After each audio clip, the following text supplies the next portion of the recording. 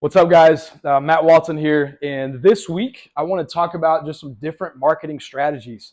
Man, this is where I am at right now. This is a lot of stuff that I have learned since I have started to really pour a lot of my effort, energy into marketing, and so it's really beautiful. I'll share this before I really get into it, but God had given me clear direction last year to pull my budget from doing paid marketing, and it was so beautiful to watch God then start to sell a bunch of pools and expose my business to a bunch of different people, or God's business to a bunch of different people outside of that. Now I'm in a plateau season, so I'm going to explain what to do during that plateau whenever you hockey stick and kind of enter into a plateau season.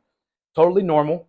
We as human beings tend to stress about those things and worry about those things. So my encouragement there, if you're going through that now, is to surrender that over to God.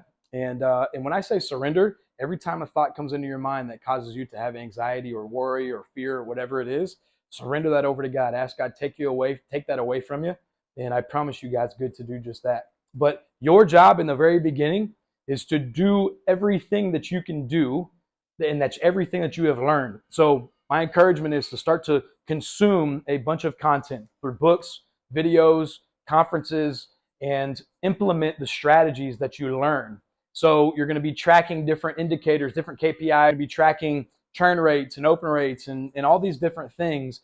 Your job is to be methodical about it, consume a lot of data. For me, it was consume a lot of data, let me educate myself, and then let me develop a plan outside of that of how I can then start to market and target my target audience. So, but I was trying everything, and I'm still in that season of literally trying everything to see what works. Then once you find something that works, double, triple, quadruple down on that thing that works. So some strategies here. And as y'all know, man, I always root everything in Scripture. In Matthew 25, verse 20 is it's the parable. I'm going to be just share one verse from this parable, but it says, "And he who had received the 5 talents came forward, bringing 5 talents more, saying, Master, you delivered to me 5 talents. Here I have made 5 talents more."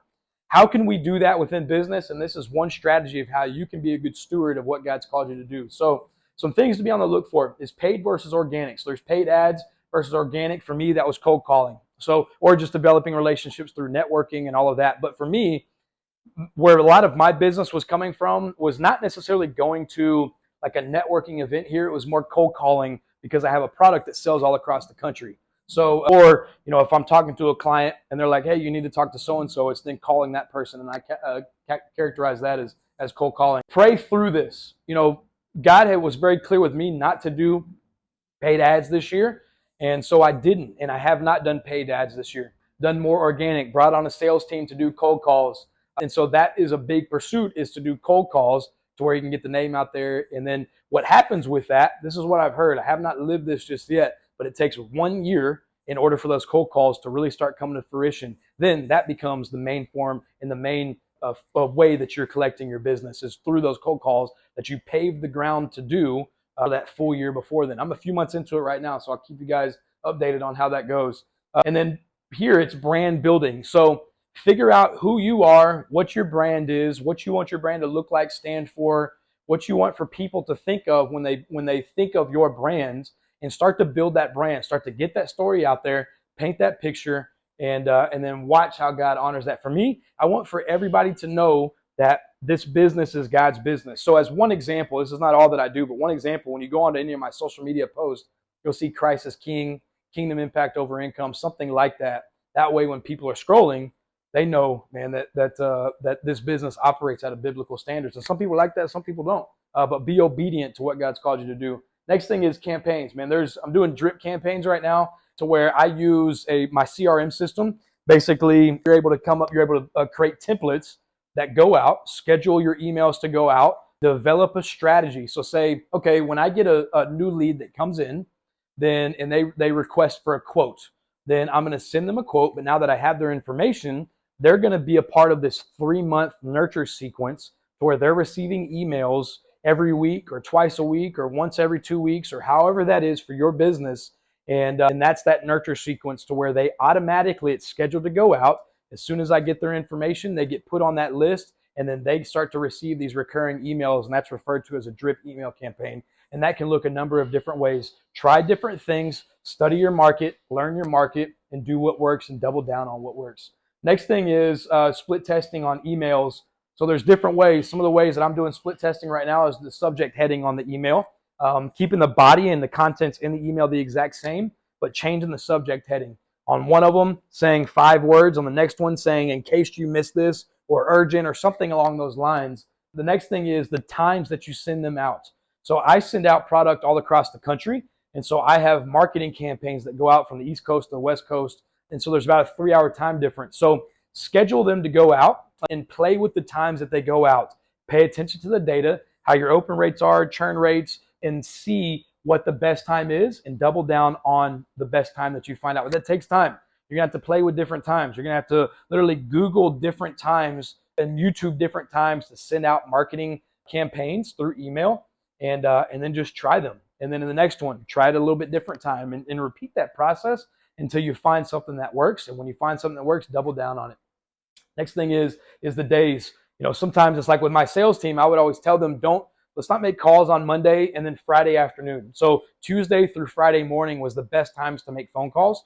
And so same thing with these emails. Try different days to send out emails.